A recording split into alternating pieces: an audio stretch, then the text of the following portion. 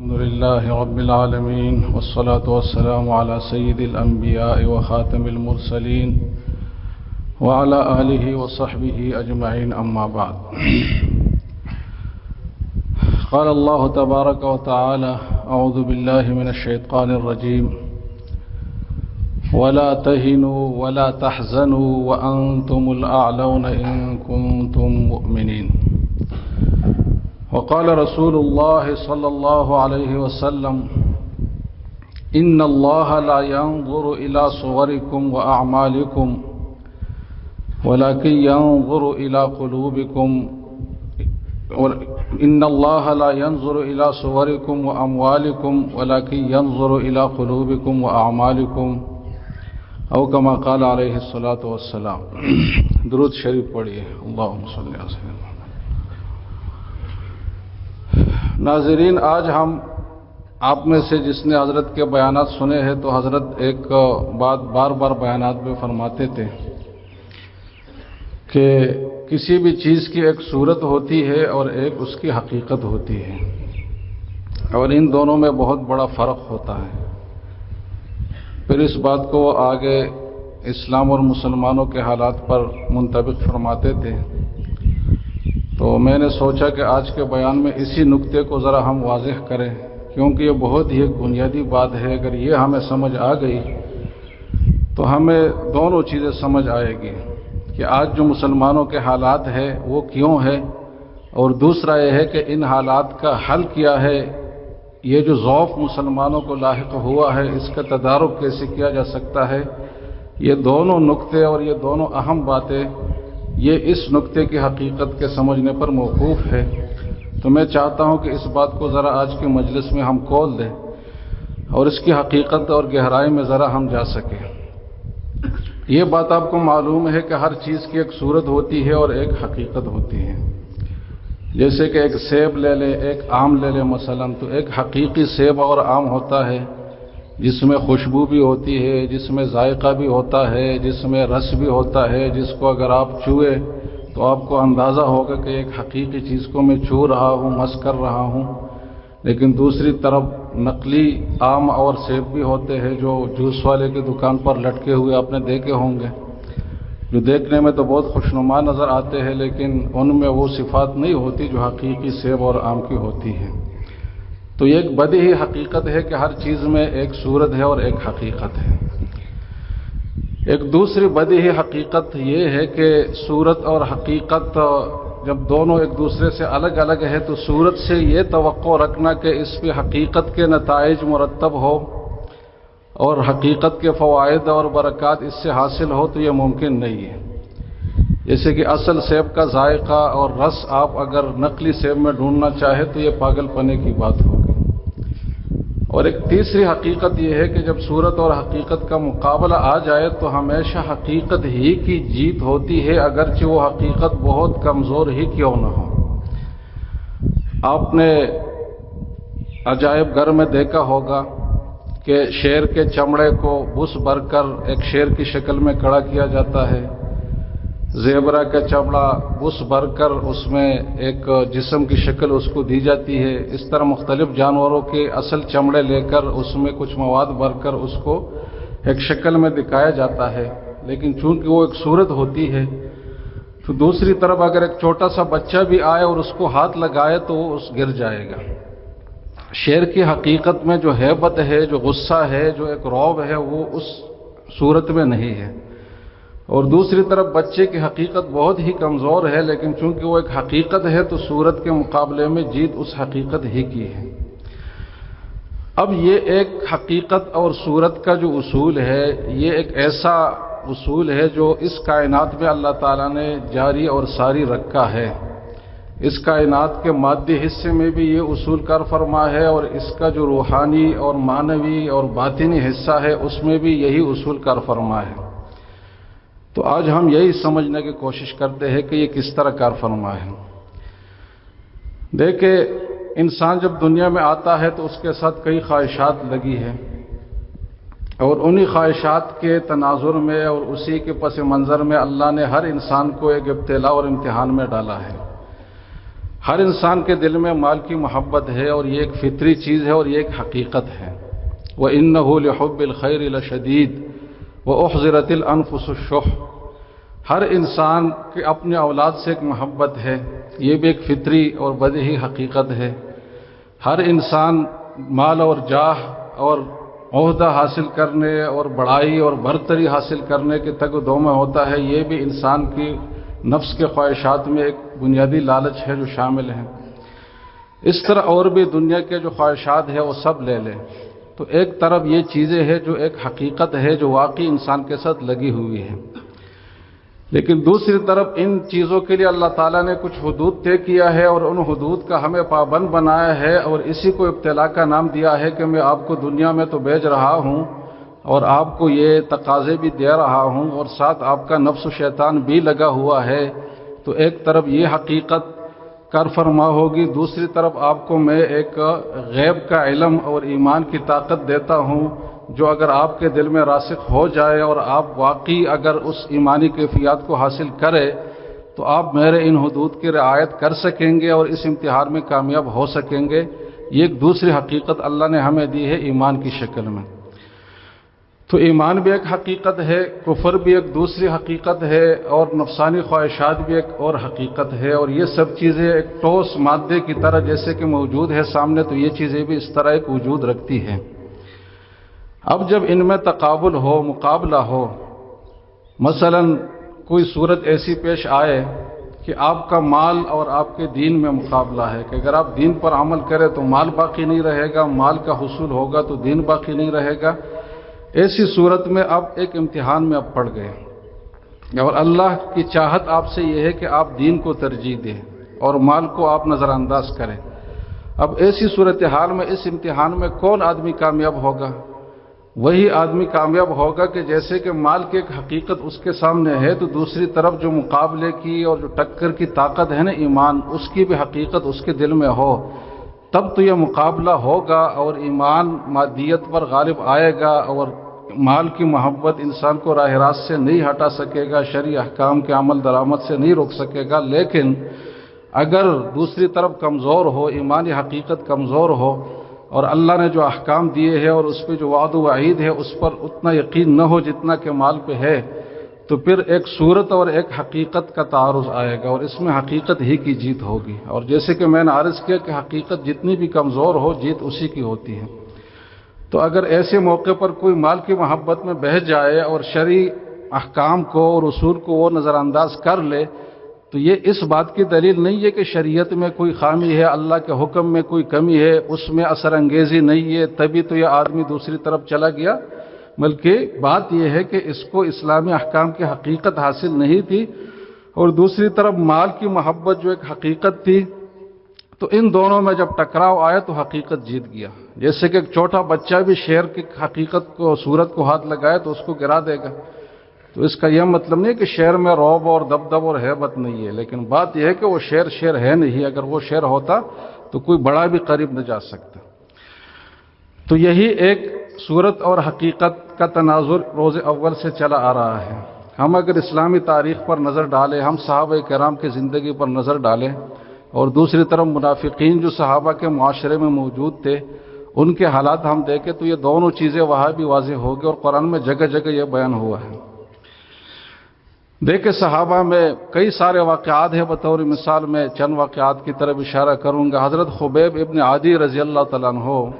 جو ایک انصاری صحابی ہے اور بدر اور احد کے شرکاء میں سے تھے، جب کفار نے دھوکے سے کچھ مسلمانوں کو گرفتار کیا تو ان میں حضرت خبیب بھی گرفتار ہوئے، اور کچھ لوگوں نے ان کو خریدا اس مقصد کے لیے کہ بدر میں جو ہمارے سردار مارے گئے ہیں نا کافروں کے، تو اس کے بدلے میں ہم ان کو ماریں گے اور اپنا سینہ ٹھنڈا کریں گے، تو اس مقصد کے لیے کسی نے اس کو خرید لیا باقاعدہ، اور پھر ان کو قید میں رکھا۔ تو قید کی حالت میں یہ انتہائی مطمئن رہتے تھے اور اپنے عبادات میں مصروف رہتے تھے۔ آس پاس جو دیکھنے والے لوگ تھے انہوں نے کہا کہ ہم نے کبھی ایسا قیدی نہیں دیکھا جو موت کے انتظار میں ہو اور اتنا مطمئن ہو۔ اب دیکھیں یہاں ایک حقیقت اور صورت کا معارضہ ہے، مقابلہ ہے۔ حقیقت ایک ہے کہ موت ہے اور موت کے انتظار میں آپ پڑے ہوئے ہیں اور آپ کو آج بھی قتل کیا جا سکتا ہے، کل بھی کیا جا سکتا ہے، لیکن دوسری طرف ایمان اور وعد آخرت پر یقین ہے۔ تو حضرت خبیب کے دل میں یہ جو حقیقت تھی موت اور موت کا سامنے آنا، یہ کم درجے کی چیز تھی، اور اللہ کے وعدوں پر اور آخرت کی بشارتوں پر اور جنت پر اور ان چیزوں پر جو یقین تھا، ان کا ایمان تھا، وہ اعلیٰ درجے کی حقیقت تھی۔ تو اس حقیقت کے سامنے اس موت کے خوف کی کوئی حیثیت نہیں تھی۔ پھر آگے انہی دنوں میں ایسا واقعہ پیش آیا کہ اس گھر کے ایک چھوٹا سا بچہ چھری لے کر حضرت عدی کے پاس گیا۔ تو بچے کو تو پتہ نہیں تھا کہ یہ قیدی ہے اور ہمارا دشمن ہے۔ تو جب اس کی ماں نے دیکھا تو وہ بہت ڈر کے دوڑی، اور وہ ڈر گئی کہ یہ قیدی تو ویسے ہی مر رہا ہے، مارا جا رہا ہے، تو یہ ایسا نہ ہو کہ کوئی بچے کو قتل نہ کر لے۔ تو حضرت خبیب سمجھ گئے کہ یہ خاتون سہمی ہوئی ہے، تو انہوں نے کہا کہ اگر آپ کا یہ خیال ہے کہ میں بچے کو نقصان پہنچاؤں گا تو یہ نہیں ہو سکتا، یہ میں نہیں کروں گا، اگرچہ میں آپ لوگوں کا دشمن ہوں اور آپ لوگ مجھے ماریں گے لیکن تب بھی میں نہیں کروں گا۔ اب دیکھ یہاں بھی ایک حقیقت اور صورت کا تعارض آیا، مطلب ایک حقیقت اور دوسری حقیقت کا تعارض آیا۔ ایک حقیقت یہ ہے کہ میرا یہ دشمن ہے، میں اس کو نقصان پہنچاؤں گا اور میرا یہ حق ہے کہ میں اس سے بدلہ لوں۔ دوسری حقیقت یہ ہے کہ ہمیں اسلام نے بچوں کے قتل کرنے سے منع کیا ہے، اگرچہ وہ ہمارے قتل کے لیے کیوں نہ آئے تب بھی ہم کوشش کریں گے کہ اس کو قتل سے بچائے۔ تو یہاں اس حقیقت نے دوسری حقیقت پر غلبہ پا لیا، اس لیے کہ حضرت خبیب کے ذہن میں اس شرعی حکم پر جو ایمان تھا وہ بہت زیادہ تھا، وہ اس حقیقت سے بڑھ کر تھا جو ان کے سامنے اپنی بہت نظر آ رہی تھی۔ اب آگے چلیں، جب حضرت خبیب کو سولی پر لٹکایا گیا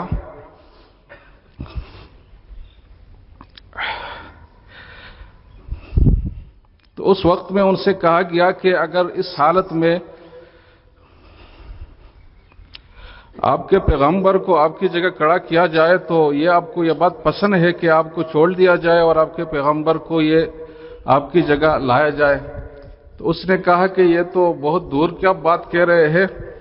میں تو اس کو بھی برداشت نہیں کر پاتا کہ ان کے تلوے میں کوئی کانٹا چبھ جائے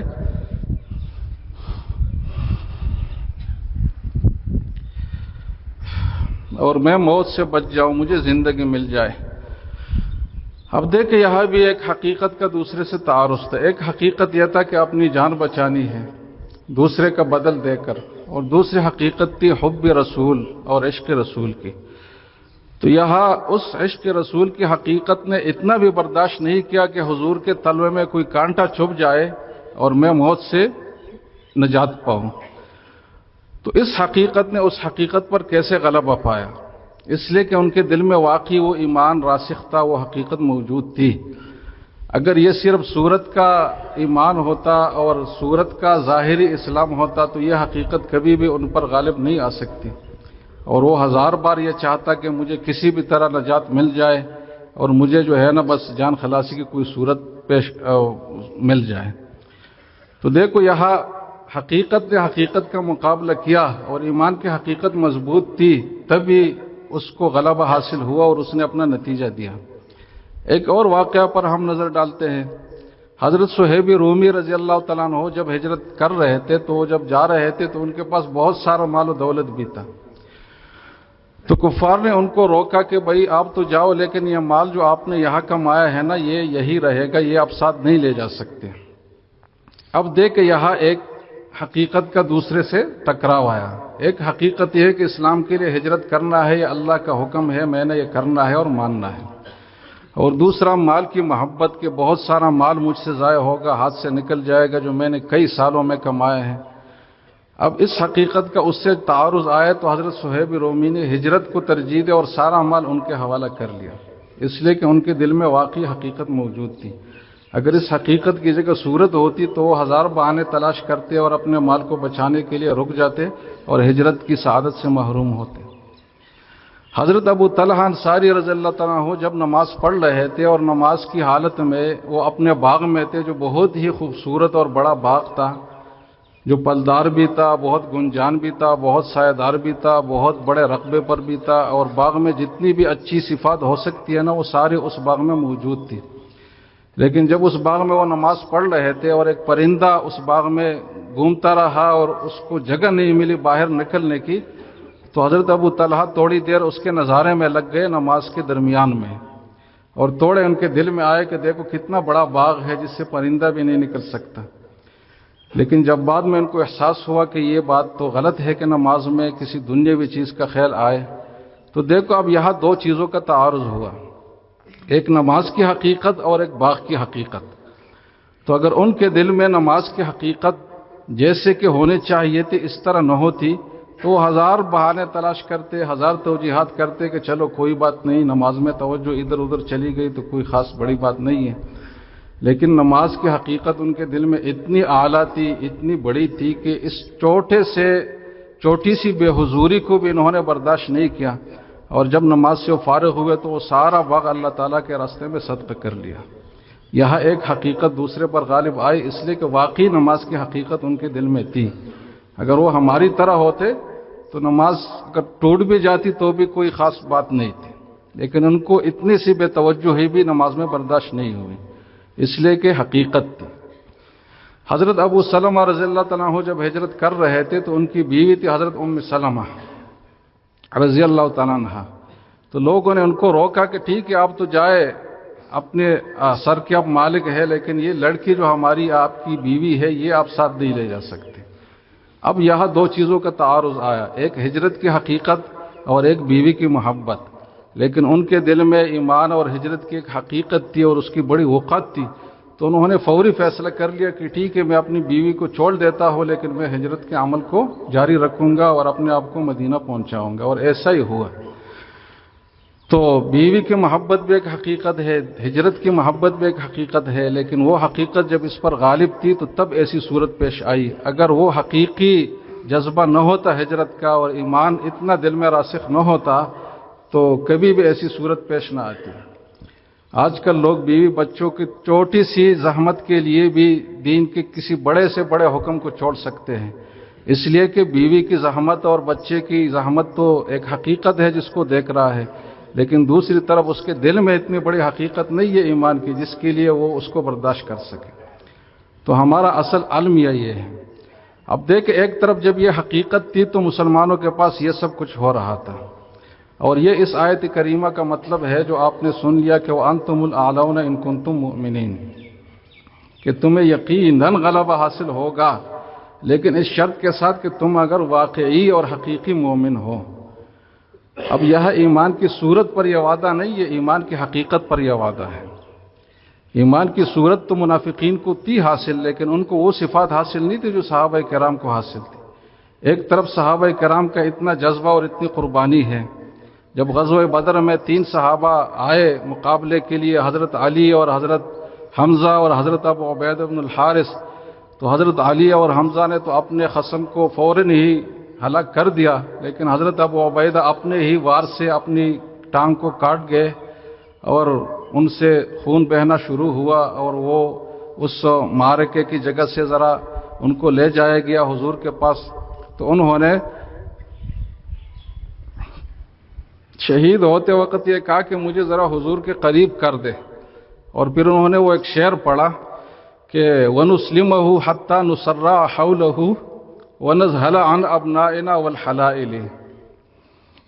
کہ ہم ان کو تبھی بے سہارا چھوڑیں گے،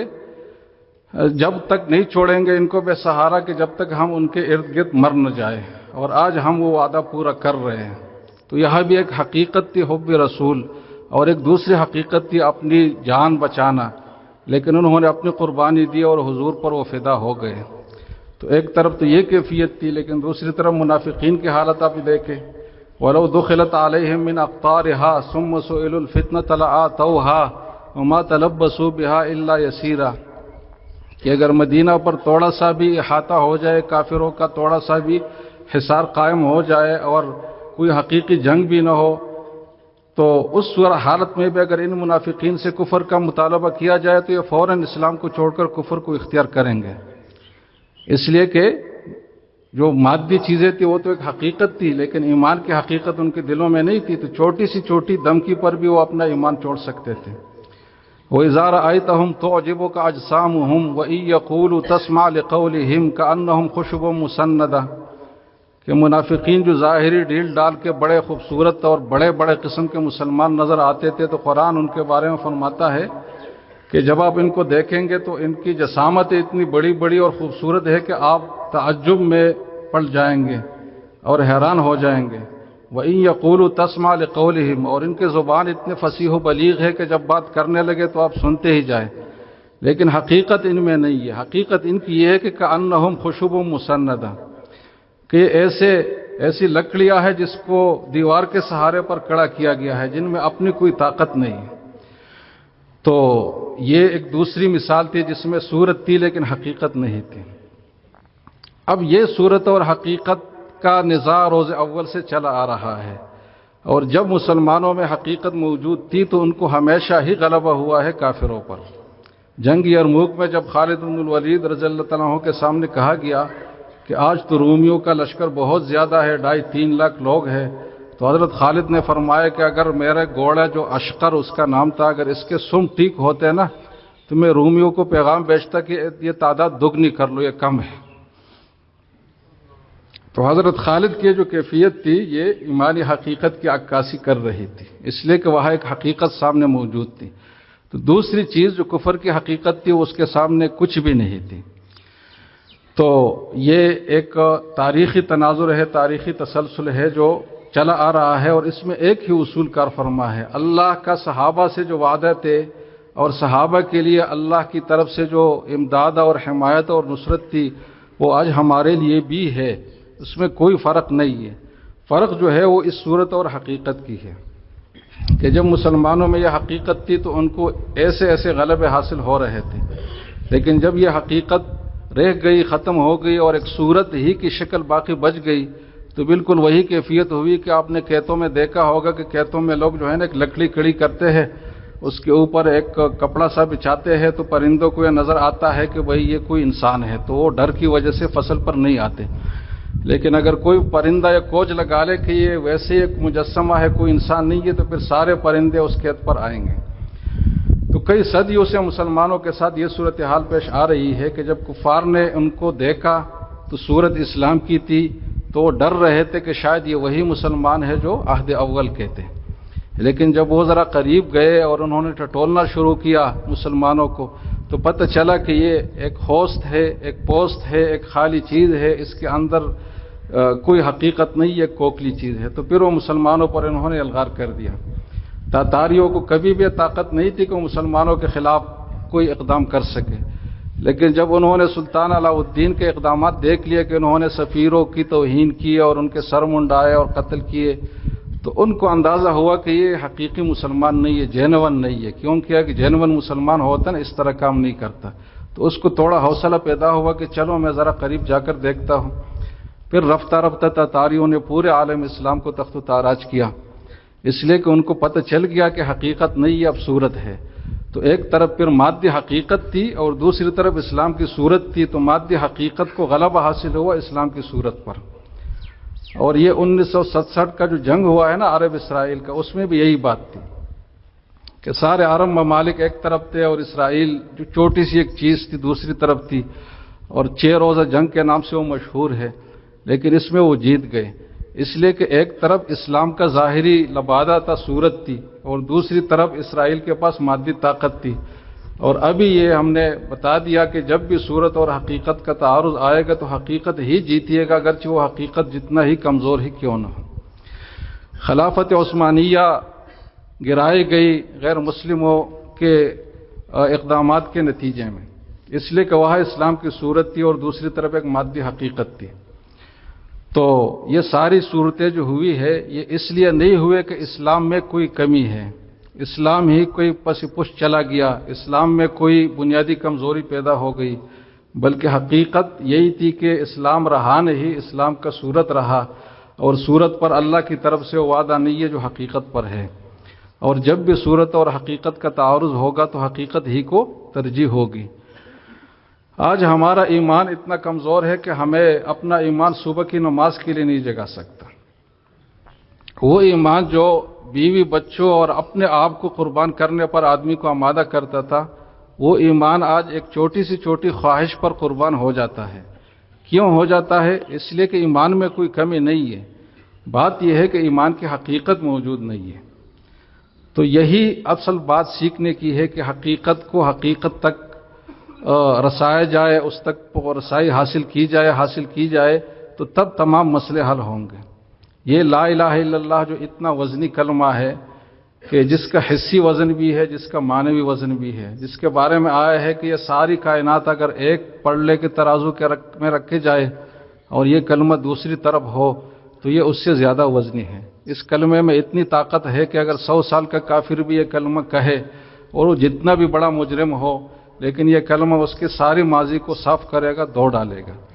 لیکن یہ کلمہ جب ہماری زبان پر جاری ہے تو اس میں کوئی وزن ہمیں محسوس نہیں ہوتا، اس لیے کہ اس کلمے کی حقیقت ہم نے دل میں اتاری نہیں ہے، صرف الفاظ ہی کا دہرانا ہے۔ لا الہ الا اللہ کی کیا حقیقت ہے؟ توحید ہو حقیقی معنی میں، ہمارے دل میں یہ بات رچ بس جائے کہ اللہ کے سوا کوئی مطلوب حقیقی نہیں ہے۔ اگر ایک طرف ہمیں اللہ مل سکتا ہے اور دوسری طرف اس کے مقابلے میں کوئی بڑی سے بڑی چیز مل سکتی ہے لیکن اللہ کو چھوڑنا پڑے گا، تو وہاں ہم لا الہ الا اللہ ہمارا دل کہے کہ اللہ کے علاوہ کوئی مطلوب ہمارا نہیں ہے کہ اللہ کو ہم چھوڑ لیں اور وہ چیز لے لیں۔ اللہ کے سوا کوئی مسجود ہمارا نہیں ہے، اللہ کے سوا کوئی محبوب حقیقی نہیں ہے کہ اگر کسی چیز کا تعارض ہو، اللہ کی محبت کا تقاضا یہ ہے کہ اس کو چھوڑ دیا جائے اور اس چیز کی محبت چاہ رہی ہے کہ نہیں اس میں لگا جائے تو اس چیز کو چھوڑ لے۔ یہ جب ممکن ہے جب لا الہ الا اللہ کی حقیقت دل میں رچ بس گئی ہو، توحید کی حقیقت دل میں آ چکی ہو۔ آپ نے فجر کے بیان میں سن لیا حضرت کے حوالے سے کہ اپنے آپ سے بھی اور جتنے بھی اسباب آپ کے سامنے ہے اس سب سے اپنا سہارا اور اعتماد ہٹائے اور صرف اللہ کے اوپر اپنا سہارا اور اعتماد بنائے، تو یہ توحید کی حقیقت ہے۔ تو اس کلمے میں وزن کیوں نہیں ہے؟ اس لیے کہ اس کلمے کی حقیقت ہمیں نصیب نہیں ہے۔ اگر اس کلمے کی حقیقت نصیب ہو نا تو پھر وہ علامہ اقبال کا شعر ہے کہ اگر گویم مسلمانم بلرزم کہ دانم مشکلاتی لا الہ، کہ جب میں مسلمان اپنے آپ کو کہتا ہوں تو یہ اتنا بڑا دعویٰ ہے کہ میں لرز جاتا ہوں، اس لیے کہ لا الہ الا اللہ کی حقیقت اگر میں نے اپنائی نا تو اس کے ساتھ بہت چیزیں جڑی ہوئی ہے، بہت حقائق ہے اس کے ساتھ۔ وہ حقائق اگر میں اپنا لوں گا تو بہت ہی بڑے فیصلے مجھے اپنی زندگی میں کرنے پڑیں گے۔ تو یہ کلمے کی حقیقت ہمیں نصیب نہیں ہے، اس لیے ہمارے ساتھ اللہ کے وعدے نہیں ہے۔ اور وَلَا تَهِنُوا وَلَا تَحْزَنُوا وَأَنْتُمُ الْأَعْلَوْنَ إِن كُنتُم مُؤْمِنِينَ، یہ آیت اس کے مصداق ہم نہیں ٹھہر رہے ہیں۔ ہم آخرت کا تصور تو رکھتے ہیں لیکن ایک دور چیز جیسی ہوتی ہے، مرنے کا بھی تصور رکھتے ہیں لیکن کبھی کوئی چیز ہوگی اور پتہ نہیں بس کچھ ہوگا، اس حد تک ہے۔ اس کی صحیح حقیقت ہمارے دل میں راسخ نہیں ہے۔ اگر راسخ ہو تو یہی تقویٰ کی جڑ ہے۔ تقویٰ کے مختصر ترین تعریف یہ ہے کہ آخرت کے دیان کو ذہن میں رکھ کر زندگی گزارنا، یہ تقویٰ ہے۔ جب آخرت کا دیان آپ کے ذہن میں ہوگا تو یہ ساری چیزیں اس کے ساتھ پھر جڑی ہوئی ہے کہ آپ کو اللہ سے محبت بھی ہوگی، اللہ کے احکام سے آپ واقفیت بھی حاصل کریں گے، پھر اس پر عمل کی بھی کوشش کریں گے، رسول اللہ صلی اللہ علیہ وسلم کی ذات اقدس سے بھی محبت ہوگی، ان کے سنتوں کو محبوب بنائیں گے۔ یہ سارے لوازمات اس کے ساتھ ہوں گے جب آخرت کو پیش نظر رکھ کر آپ زندگی گزاریں گے۔ تو یہ آخرت کی جو ہمارا جو ایمان ہے یہ ایک صورت ہے۔ اگر یہ حقیقت ہمیں حاصل ہو تو پھر وہ کام ہم کریں جو صحابہ کر رہے تھے، اور وہ قربانی کا جذبہ ہمارے اندر ہو جو صحابہ کے اندر ہے، اور وہ جذبہ ہمارے اندر ہو جو جنگ بدر میں ایک صحابی کچھ کھجور کھا رہے تھے بہت زیادہ بھوک کی وجہ سے، تو وہ کھجور پھینک دیا انہوں نے اور کہا کہ میں جنت کا اتنا انتظار نہیں کر سکتا کہ میں کھجوریں ختم کروں، اس لیے کہ ان کو وہاں ایمان تھا، دوسری طرف ایک مضبوط قسم کی حقیقت تھی ان کے دل میں۔ آج بھی اگر ہمارے دل میں ایسا ایمان آ جائے تو ہم بھی ایسا کرنے لگے، یہ کوئی بعید بات نہیں ہے۔ یہ فارمولہ جیسے کہ ان کے لیے تھا تو ہمارے لیے بھی ہے، یہ مساوات سب کے لیے یکساں ہے، کوئی ڈبل سٹینڈرڈ نہیں ہے اللہ تعالیٰ کی طرف سے۔ ہم ڈبل سٹینڈرڈ چلا رہے ہیں کہ ظاہر تو ایمان ہے لیکن باطن جو ہے وہ ایمان سے نعوذ باللہ بہت کمزور ہے یا خالی ہے، اللہ تعالیٰ بچائے۔ تو یہ صورت اور حقیقت کا جو تناظر ہے یہ ایک سنت کونیہ ہے، یہ ایک ایسا اصول ہے جس کو اللہ تعالیٰ نے ایسا یقینی بنایا ہے جیسے کہ یہ سائنس کے اصول ہے، جیسے کہ بجلی کے اگر دو تارے مل جائے تو وہ دھماکہ کرے گا۔ تو اسی طرح ایک حقیقت اللہ تعالیٰ نے یہ بنائی ہے کہ اسلام کی حقیقت کے سامنے کوئی بھی چیز دنیا کی کوئی بھی طاقت نہیں آ سکتی، لیکن بشرطے کہ اس میں حقیقت ہو۔ لیکن اگر حقیقت نہ ہو، صرف صورت ہو، تو دوسری طرف یہ بھی اصول ہے کہ دوسری حقیقتیں جو بہت چھوٹی چھوٹی اور بہت مہین اور کمزور قسم کی ہے وہ اسلام پر غالب آئیں گی، اور آج ہم مسلمانوں کے ساتھ یہی ہو رہا ہے۔ آج ہم جو فلسطین کے حالات دیکھ رہے ہیں تو اس میں بھی یہی بات ہے۔ پوری امت مسلمہ 2-2.5 ارب کی تعداد میں ہے، لیکن وہاں ایک پانی کا بوتل نہیں پہنچا سکتے، اس لیے کہ یہ امت مسلمہ صرف ٹائٹل کی حد تک ہے، صرف لباس اور ظاہری حلیے کی حد تک ہے، یہ حقیقت میں امت مسلمہ نہیں ہے۔ اگر یہ حقیقت میں امت مسلمہ ہوتا تو حجاج جیسے آدمی جتنا بھی ظالم اور جو کچھ بھی تھا، لیکن ایمان بہرحال ہم سے زیادہ تھا ان کے دل میں، تو جب ایک مسلمان خاتون کی فریاد انہوں نے سنی تو کیا ان کا حال ہوا اور کیسے انہوں نے اقدامات کیے۔ تو ہم حجاج سے بھی گئے گزرے ہیں اس دور میں، اس لیے کہ وہ ایمان کی حقیقت جو حجاج کو مل رہی تھی اور ملی ہوئی تھی وہ ہمیں حاصل نہیں ہے۔ لیکن دوسری طرف غزہ کے جو چند لوگ ہیں، ان میں ہم دوسری شکل اور دوسری تصویر دیکھ سکتے ہیں کہ ان کو ایمان کی حقیقت حاصل ہے۔ آپ دیکھ رہے ہیں کہ 3 سال ہو گئے، اتنی سی جگہ میں ہے، پوری دنیا ان کے خلاف ہے،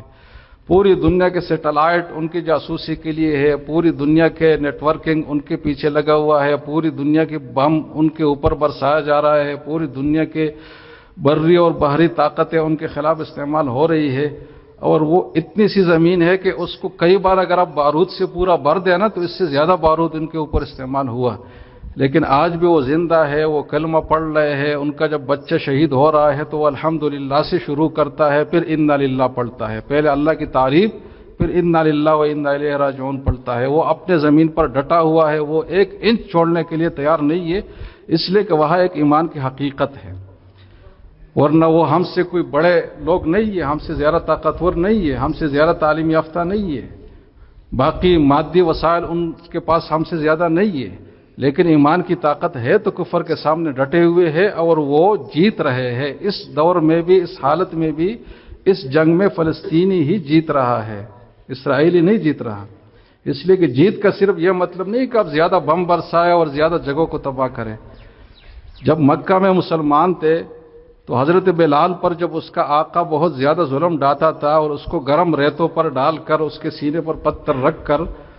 اس کو کفر اور ارتداد کی طرف مجبور کرتا تھا، تو حضرت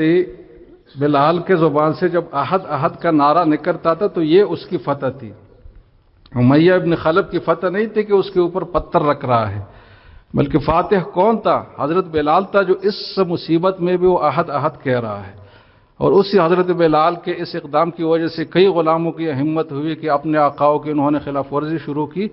اور رفتہ رفتہ پھر جنگ بدر میں ان کی ساری طاقت ہی ختم ہو گئی۔ تو آج کے فلسطین حضرت بلال کا کردار ادا کر رہے ہیں کہ وہ تپتی انگاروں پر لیٹے ہوئے ان کے سینے پر پتھر رکھ کر بھی وہ احد احد کا نعرہ اونچا کر رہے ہیں اور اپنے اسلام پر قائم ہے۔ تو یہ ایک حقیقت ہے۔ تو اللہ تعالی ہمیں ہر وقت میں، ہر زمانے میں دونوں چیزیں دکھا رہا ہے، حقیقت بھی ایمان کی دکھا رہا ہے اور اس کے نتائج بھی دکھا رہا ہے، اور دوسری طرف اسلام کی صورت اور اس کے نتائج بھی ہمیں دکھا رہا ہے۔ تو آج جو ہمارے تمام مسائل کا حل ہے وہ یہ ہے کہ ہم اسلام کی صورت کے ساتھ اسلام کی حقیقت کو بھی اختیار کریں۔ اور یہاں ایک خوشائن بات یہ ہے کہ مسلمانوں کے پاس ایک صلاحیت ہے جو باقی کسی بھی دینی اور آسمانی مذہب کے پاس نہیں ہے۔ باقی جو آسمانی مذاہب ہے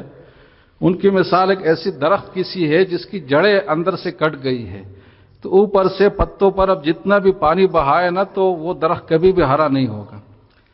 لیکن مسلمانوں کے پاس جو چیز ہے اس کی جڑیں مضبوط ہے اور اس کی جڑیں صحت مند ہے، قرآن ہے، حدیث ہے، سیرت ہے، صحابہ کی تاریخ کے، ہمارے اسلاف کی ماضی ہے، ہمارے روحانی سلاسل ہے، یہ ساری چیزیں ہیں۔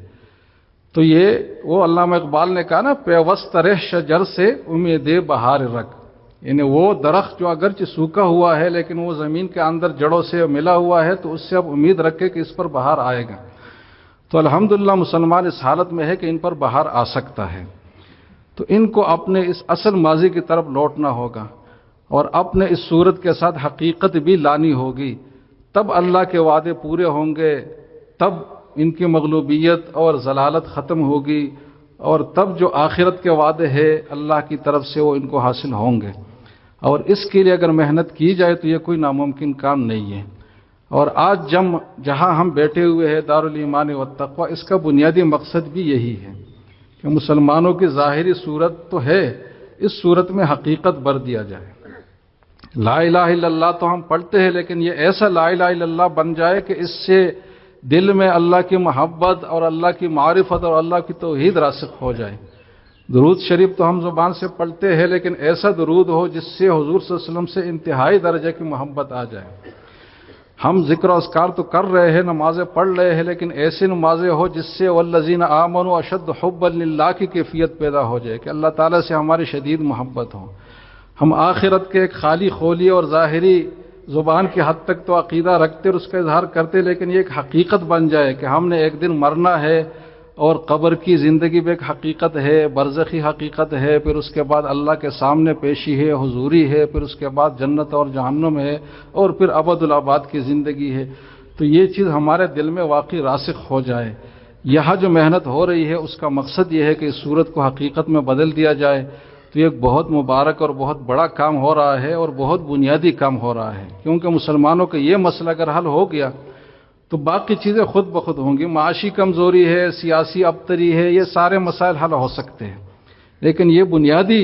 افراد کی تیاری اگر اس طریقے سے ہوئی تو باقی کام کوئی مشکل نہیں ہے۔ لیکن اگر یہ چیز نہیں ہے تو باقی جتنی بھی خوشنما پھول اوپر برسائے اور جتنے بھی نقشے اور ڈھانچے بنائے اور کچھ بھی کرے، لیکن پھر غلبہ اور حقیقت حاصل نہیں ہو سکتی، اس لیے کہ وہاں صورت ہے، حقیقت نہیں ہے۔ تو یہی ایک کوشش ہے جو یہاں سے ہو رہی ہے، اور بہت بنیادی کوشش ہے، اور آپ اس میں مطمئن رہے کہ آپ جو وقت یہاں لگا رہے ہیں یہ بہت ہی ایک بنیادی کردار آپ ادا کر رہے ہیں، صرف اپنے لیے نہیں بلکہ پوری امت مسلمہ کے لیے۔ اور اس تحریک کا مقصد بھی یہی ہے کہ یہاں سے ایسے مسلمان تیار ہو کہ باقی شعبوں میں جا کر ان شعبوں میں پھر اچھے لوگ تیار کر سکے۔ یہ کوئی ایسی تحریک نہیں ہے کہ ایک خاص جھنڈا ہے اور ایک خاص نعرہ ہے اور ایک خاص جو ہے نا جیسے کہ سیاسی جماعتیں ہوتی ہیں، بلکہ اس کا مقصد افراد کی تیاری ہے کہ جہاں بھی جو ہے وہ وہی رہے، لیکن صحیح طریقے سے مومن اور مسلمان بنے۔ یہ اس تحریک کا مقصد ہے۔ تو ایک بہت بنیادی کام میں ہم سب لگے ہوئے ہیں، اس پر اللہ کا شکر ادا کرنا چاہیے، اور یہاں جو وقت ہمارا ہے اس کو غنیمت سمجھنا چاہیے، اور یہی اپنا نصب العین بنانا چاہیے کہ ہمارے پاس جو اسلام کی صورت ہے اس صورت کو ہم حقیقت میں بدل دیں۔ ہمارے پاس اللہ کی محبت کا جو ظاہری دعویٰ ہے یہ حقیقت میں بدلے، حضور کی اطاعت اور محبت کا جو ظاہری دعویٰ ہے یہ حقیقت میں بدلے، فکر آخرت جو ایک ظاہری ہمارا ایک دعویٰ ہے وہ حقیقت میں ہو، سارے دین کے جو ظاہری طور پر ہم لینے اور اٹھانے والے ہیں وہ حقیقت میں ہو۔ تو یہ ہماری زندگی کا مقصد ہو، یہ ہمیں حاصل ہو، اسی نقطہ نظر سے ہمیں وقت گزارنا چاہیے، اسی مقصد کے لیے ذکر اذکار اور عبادات کرنی چاہیے کہ ہمیں اسلام کی حقیقت نصیب ہو۔ اللہ سے دعا ہے کہ ایسا ہی ہو۔ اللہ ہم سب کو ایمان اور اسلام کی حقیقت نصیب فرمائے، اور جو بھی اس کلمے کے اسرار و رموز اور مقاصد ہے وہ ہمارے دلوں میں اللہ تعالی راسخ کرے۔ اقول قولی ھذا واستغفر اللہ لی ولکم ولسائر المسلمین۔